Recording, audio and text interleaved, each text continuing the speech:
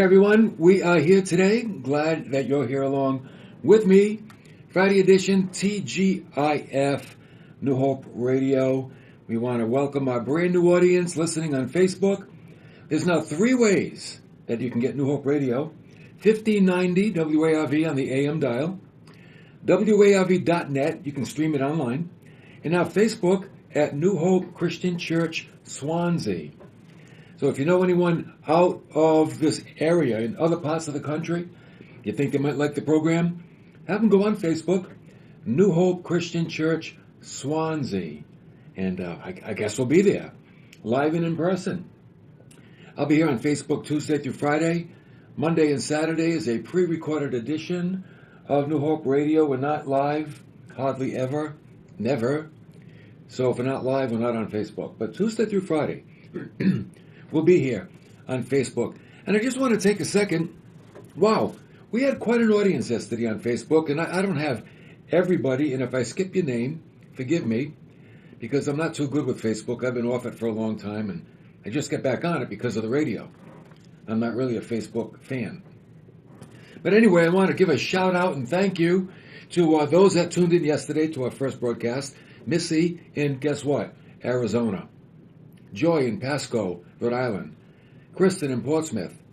Janet in Easton. Noreen in Easton. Denise in Blackstone. Jennifer in Westport. Emmanuel in Fall River. Joelle in Somerset. John, East Providence. Cammie in Somerset. Dave in New Bedford. Sounds like no school announcements, huh? Sue in Bristol. Holly and Tina. They didn't really say where they were. They could have been on the moon. Sue in Bristol. Laura in Florida. All right, way to go. Donna in Westport. Jessica's at work in New Bedford. She's working and watching New Hope Radio on Facebook. Donna in Attleboro. Karen in Florida. Isn't that cool to be able to stretch out beyond this local area and bring the beautiful Word of God to people all over the country, actually all over the world? So again, if you know people that you think might enjoy the teachings of New Hope Radio, New Hope Christian Church, Swansea. Because there's a lot of New Hope Christian churches. So you got to put in Swansea on Facebook and boom, we'll be there. Okay? So let's get right into this topic today. By the way, if you are listening and you want to let us know, love to hear from you. And if you have a question, type it in. And our faithful receptionist, Debbie, is waiting by her phone, by her computer to receive your comment. Okay? All right. So we'll try to get you on the air if we can. Okay. Today, good topic, John chapter 4. We're in a series about people that Jesus met. And I think there's one thing we can all agree. Life is a rocky road. It's filled with highs and lows, peaks and valleys, highways and potholes. And we'll probably find ourselves at one of these places at one time or another in our journey. But if you notice, I put on the screen, you don't have to stay in your pothole. Yeah, we all get there, but we don't have to stay there. And we're going to see a woman, okay, she was in a pothole, but you know what? She didn't stay there. So this series, I like this series because it identifies all kinds of people with all kinds of things going on in their lives. But you know what? Jesus accepts every single one. Some of the people that Jesus met, they were in their own places in life. Some a valley, another a pothole. Yeah, some were on a mountain. Today, Jesus will meet a woman who's stuck by the side of the road. Man, her life is like not moving, going nowhere. It's like she ran out of gas. You know, when someone's life is going nowhere, it's because they lack the fuel to move. And you know what that fuel is? Hope. I talk about hope a lot. It's even in the name of our church. Why? Because hope is so important. We worship a God of hope. He gives us hope. And He wants us to have hope. Because without hope, we're going nowhere. With hope, man, we can go anywhere. So today, Jesus is going to meet a woman, and He's going to give her hope. Now, we're going to find the story in John chapter 4. Jesus and his boys have been traveling, actually walking, because they walked everywhere they went, and they came to a well. And Jesus sent the disciples to a store in town to buy lunch. So we pick it up in verse 3, John chapter 4. He left Judea, and he went away into Galilee. And he had to pass through Samaria. Now, he went through Samaria because that was the shortest route from Judea to Galilee in the north. And it says that he came to a city in Samaria called Sychar, near the parcel of ground that Jacob gave to his son Joseph. And Jacob's well was there. It means that Jacob dug the well. So Jesus, being wearied from his journey, he was sitting by the well, and it was about the 6th hour. That's noontime. 6 o'clock in the morning is the first hour. 6 hours later, it brings us to 12 o'clock. Noontime. Well, you know what happens at noontime? The sun is directly overhead. It's like straight up, coming right down. It is hot. And a lot of people don't do much at noontime because it's so hot. Something happened that was strange at the well. But yet it wasn't strange. You know what happened? Verse 7. There came a woman of Samaria to draw water. And Jesus said to her, "Give me a drink." Now, it was strange that a woman would come to the well at the hottest time of the day. Because why? Water pots are heavy. And when the sun is straight overhead and it's 12 o'clock, noontime, it's just something people didn't do. They would go for water early in the morning and in the evening when it was cooler. But here comes this woman, and she's coming at 12 noon, and that was strange, but it's not strange when you understand why. Why did she come at 12 noon? She was a woman stuck at the side of the road with no progress in sight. She was a woman that we're going to see basically didn't have much of a life going for her. In verse 9, the woman came to the well and saw Jesus, and Jesus said, "Give me a drink." And she said, "How is it that you, being a Jew, ask me for a drink since I'm a Samaritan?" Because the Jews have no dealings with the Samaritans. Now, why is it the Jews and the Samaritans didn't get along? They didn't like each other. And why is that? They were at odds with one another for hundreds of years. Originally, the Samaritans were Jewish people, but they were conquered by the Assyrians, and they were deported into Assyria. And they intermarried with the Assyrians, and therefore they lost their Jewish heritage. The remaining true Jews no longer accepted them as Jewish, and not only that, they hated them for what they had done.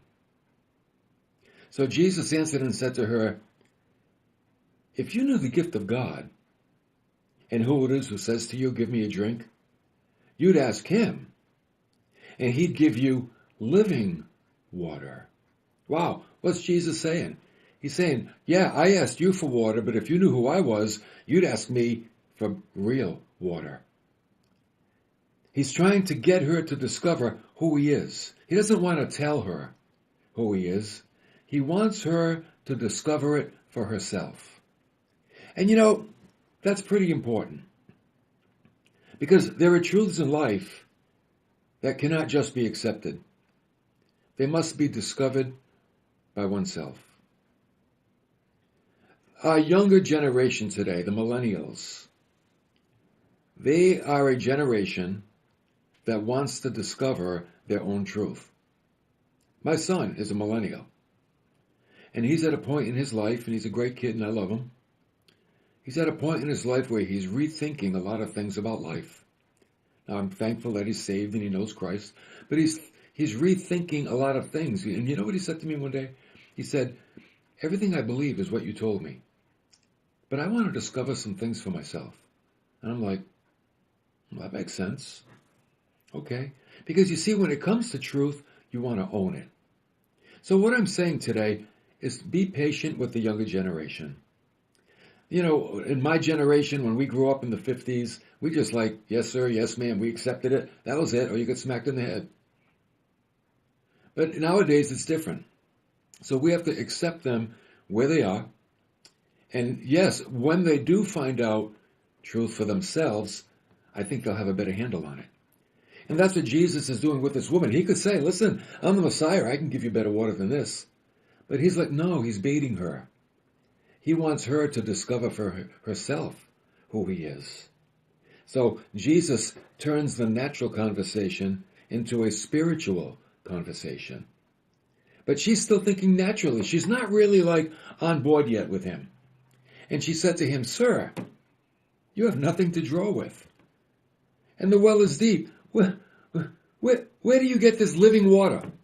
She's thinking natural living water.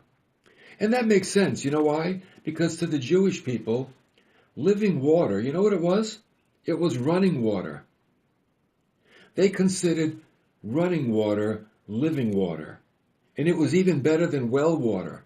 Even though the well water was good and cold and clean, living water was like moving. It was a rushing river. And that was alive. It was living water. And she's thinking, wait a minute, this is a well. You've got no bucket. Where are you going to get running water? Or where are you going to get living water? Now, Jesus could have smacked the rock and water would have come out if he wanted to. But obviously, he didn't. Okay? So in verse 12, she said to him, you're not greater than our father Jacob, are you? No, little does she know. He gave us this well. He's the one that dug the well. And he drank of it himself and his sons and his cattle. You can't get running water from a well. Can't do it. But you see, when you have no hope, you have no spiritual insight. Oh, I like that. When you have no hope, you have no spiritual insight. You only think naturally when you feel hopeless. You don't think spiritually. Because hope comes from spiritual insight. The people that I know that seem to be hopeless most of the time, and when I say hopeless, I mean, without hope, they're just like pessimistic and down and not full of life. You know, they all have one thing in common. They have no spiritual insight. And if you have no spiritual insight, you know what? You can't get out. Because hope comes from spiritual insight. So that's why she's still thinking naturally. She's still speaking naturally. Even though Jesus is trying to turn the conversation spiritually. Well, they continue to talk to each other about water. And when she asked Jesus for that living water, Jesus said to her, now, this is like, I don't know, it's funny, not ha-ha funny, but it's just funny like Jesus wants her to ask for water, she does, and then he changes the conversation. She says, okay, give me this living water. And you know what Jesus says to her? Go call your husband. I don't know, I don't mean to laugh. I never laughed before when I read this. Go call your husband and come here. What did he do? Well, she started questioning living water. She was getting spiritual. And you know what Jesus did? He stabbed her right in the heart. Like, oh. He stabbed her right in the heart when he said to her, go call your husband. You know what came to her mind? Failure, let down, heartache, all of that revived in her. I'll bet all negative emotions, negative feelings revived in this woman when Jesus said, go call your husband. You know, the Bible tells us in Psalm 34, the Lord is near to the brokenhearted and saves those who are crushed in spirit. I'll tell you what, sometimes God has to break our heart so he can draw near. Don't think a broken heart is by accident. God will do it so he can draw near. So Jesus said, go call your husband. And defensively, she said, I'm not married. That's a good cover-up. And Jesus said to her, that's right, you're not married. But You've been married 5 times. And now you're living with a guy.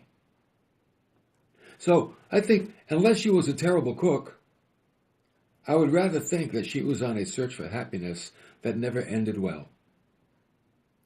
Every search, every husband left her with less hope. Think about it. 5 attempts at happiness, and they all failed. And now she's giving up, so she just settles for a life without a commitment. I'll settle for a guy. You know what? Marriage doesn't work for me. So I'm gonna settle for a relationship where there's no commitment. That's why sometimes people say, well, why do we have to get married? We love each other. Because marriage means commitment, that's why. There's no commitment apart from marriage. The door's always open. Anybody can leave on a whim. You're only assuming commitment. But when you get married, you're making a profession of commitment. So ladies, don't fall for it.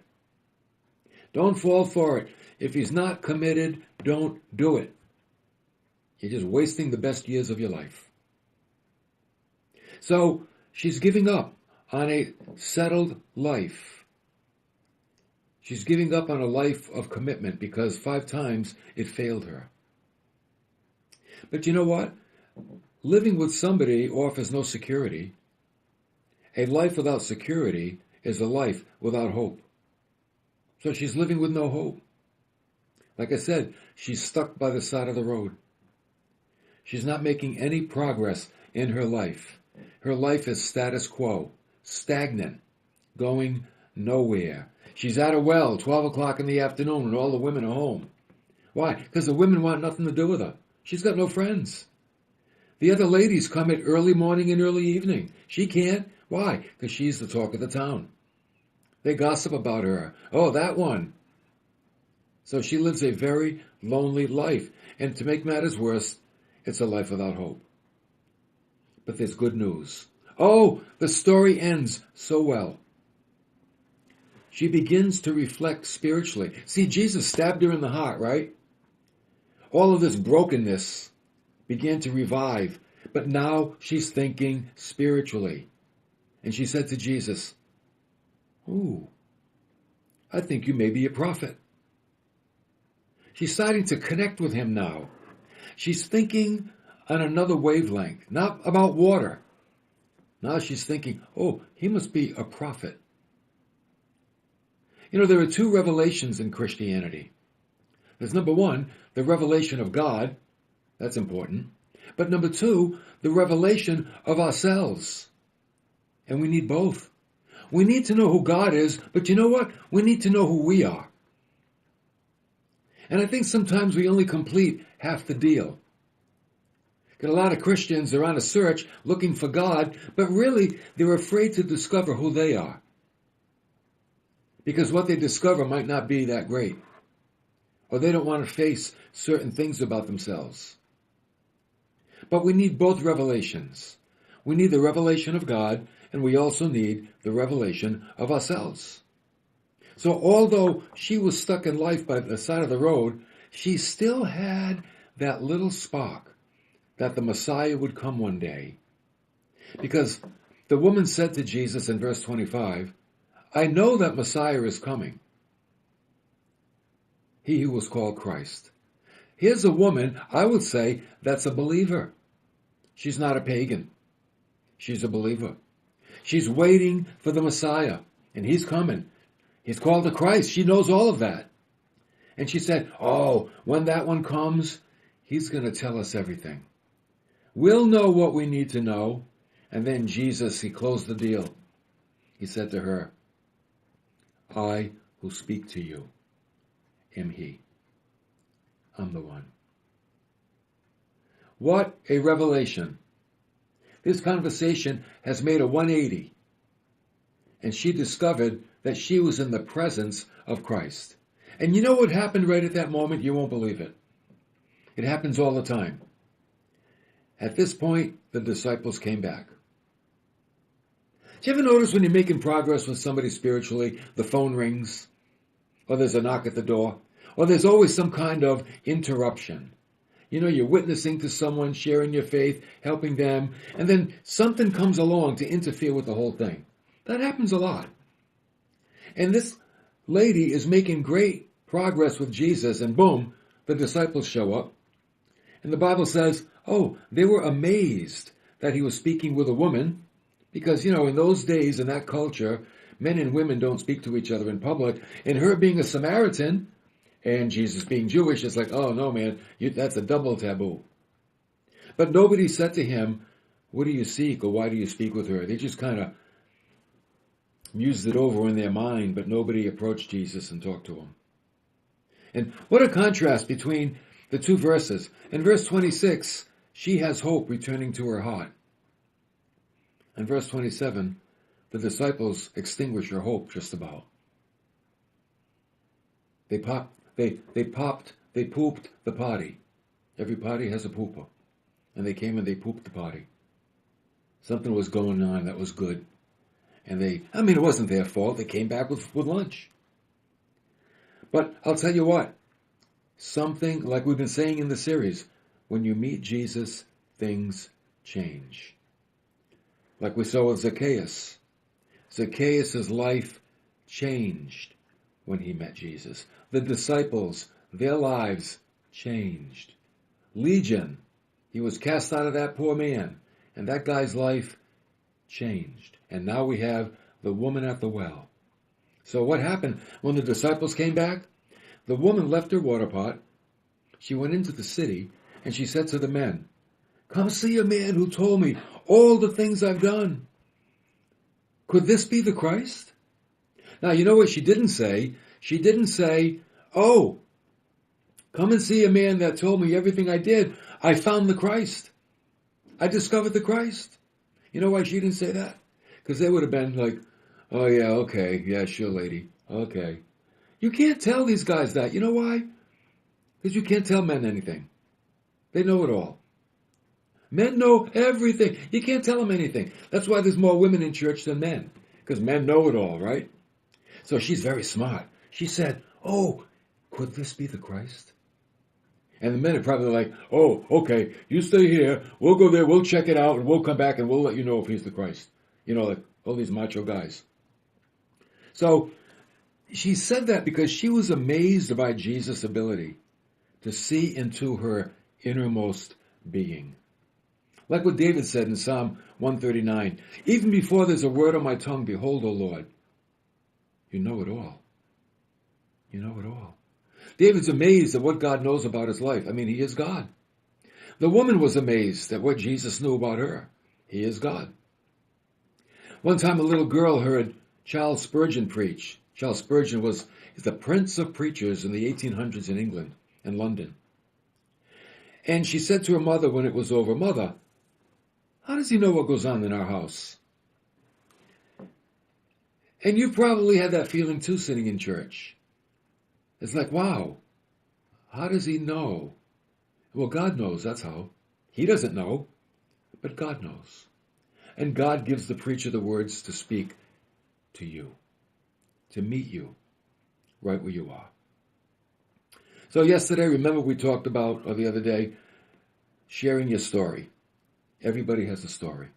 Well, that's what this woman's doing. She's sharing her story. She said, oh, come see a man who told me all the things I've done. This is not the Christ, is it? And then the men came out to see Jesus and the disciples. And the disciples said to Jesus, Master, we've got some food. Eat, eat, eat. And you know what Jesus said to them? He said, well, you know, my food is to do the will of him who sent me and to accomplish his work. Jesus is like, I get so full just doing what God has given me to do. Serving God fills me up. Serving God satisfies me. So think about it. If your life is empty, fill it up with some kind of service for the kingdom of God. And then Jesus said to them, do you not say that there are yet 4 months and then comes the harvest? In other words, you sow the seed in the spring, you harvest it in the fall. He said, oh, but I say to you, lift up your eyes, look on the fields. They are white for the harvest. And I bet Jesus was looking out. Here come the men from the town. And they all wore white robes. And they looked like a field that was ready for harvesting. And because of this event in verse 41, many more believed because of his word. Many more believed. It didn't stop with the woman. And you know what happened? The Samaritans asked Jesus to stay with them. And you know what he did? He stayed. 2 more days. I'm like, wow. That was unheard of. Jesus is Jewish. They're Samaritans. He stayed in their town. He ate their food. He fellowshiped with them. And then he continued his journey to Galilee. And the whole town was blessed because of this woman. A woman who thought she would live the rest of her life stuck by the side of the road with no future, no gas, no hope. But when she met Jesus, everything changed. And what happened to her can happen to anyone who's willing to, number one, see God, and number two, see themselves. You got to have both. And maybe that's why some people don't get as far with God as they'd like to, because they're not yet looking at themselves. You got to see who you are as well as know who God is. Hey, that's it for today. Thanks for coming along. We'll be back next week. Jesus is going to meet the Roman centurion. And he, just like this woman drew hope out of Jesus, what does the Roman centurion represent? We'll see that next week. Join us here Sunday at New Hope as we continue in our series, Jesus, Hope for the Future. Christ is our rock. And you can stream the services, all you Facebook people that are watching, that are far away. You can stream the service at newhopecc.tv. And we'll stream 9 and 11 a.m. live and in person. Have a great weekend, and I'll see you next week.